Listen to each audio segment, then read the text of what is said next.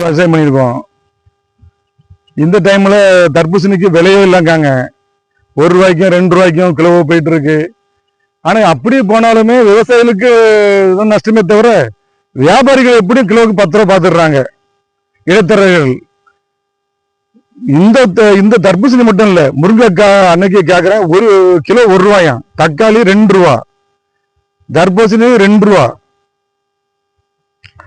தர்பூசணி ஏதோ ரசாயனம் கலக்குறாங்க, ரசாயன ஊசி போடுறாங்க. நாங்கெல்லாம் எதுவும் ஊசி போடுறது கிடையாது.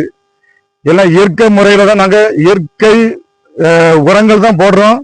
இயற்கை பூச்சிக்கொல்லி தான் தெளிச்சு கஷ்டப்பட்டு இதை வளர்த்து அவ்வளவு இனிப்பா இருக்கும்.